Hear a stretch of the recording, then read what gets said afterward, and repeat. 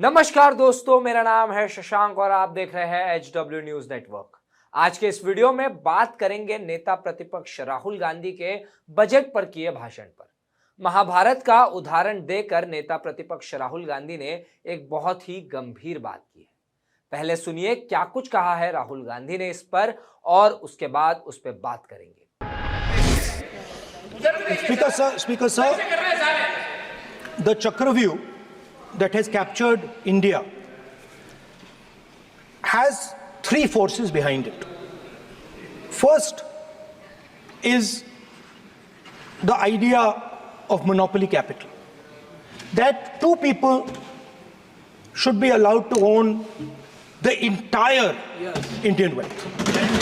So one element of the Chakravyuh is coming from the concentration of financial power. The second element, sir, मैं budget को explain कर रहा हूँ sir, मैं आ रहा हूँ, वहीं आ रहा हूँ sir. So one element is financial power.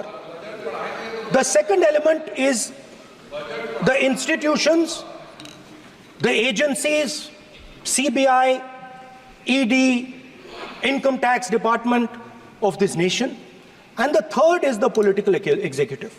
Speaker sir, these three together are at the heart of the Chakravyuh, and they have devastated this country. Speaker sir, my expectation was that this budget would weaken the power of this Chakravyuh, that this budget would help the farmers of this country, would help the youth of this country, would help the laborers, the small businesses of this country. But what I have seen is that this budget, the sole aim of this budget, इसकी जो नियत है, it is to strengthen this framework, the framework of big business, monopoly business, the framework of a political monopoly that destroys the democratic structure, and finally the framework of what one can call the deep state or the agencies. Rahul Gandhi ने चक्रव्यूह की बात की। यहां राहुल गांधी ने बड़ी कंपनियों की बात कर रहे हैं, उन कंपनियों की जिनके पास हर दूसरे पोर्ट का कॉन्ट्रैक्ट है, हर दूसरे एयरपोर्ट का कॉन्ट्रैक्ट है।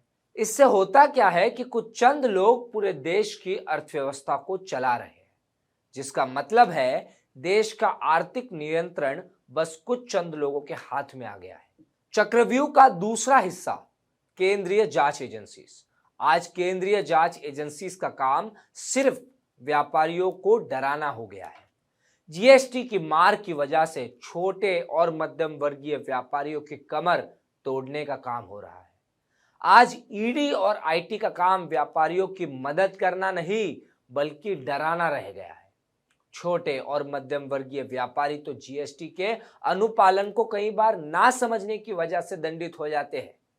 व्यापारी कई बार सामान उधार पर बेच देते हैं और उसके पास सामान के पैसे भी नहीं आए होते हैं, लेकिन उसका भी जीएसटी तो व्यापारी को भरना ही होता है। और दोस्तों, ईडी का राजनीतिक उपयोग तो हमने देखा ही है। आज ही सुप्रीम कोर्ट ने ईडी की झारखंड के मुख्यमंत्री हेमंत सोरेन के बेल के खिलाफ वाली याचिका पर हेमंत सोरेन के पक्ष में फैसला दिया है।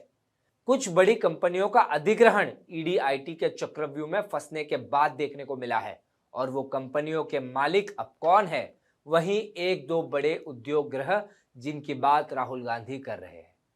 लेकिन दोस्तों, ये भी एक सच्चाई है कि ईडी का गठन कांग्रेस की सरकार के दौरान हुआ था, और चक्रव्यूह का आखिरी हिस्सा सरकार, जो कि इन बड़े उद्योग गृहों की मदद कर रहे हैं और जांच एजेंसियों को हथियार की तरह इस्तेमाल कर रहे हैं। इस न्यूज रिपोर्ट में बस इतना ही। खबर से जुड़ी अपनी राय हमें कमेंट सेक्शन में जरूर बताएं। Stay ahead with our cutting-edge news app. Instantly access the latest shorts in just 1 minute and breaking news in just 50 words. Download now for a smarter, faster news experience.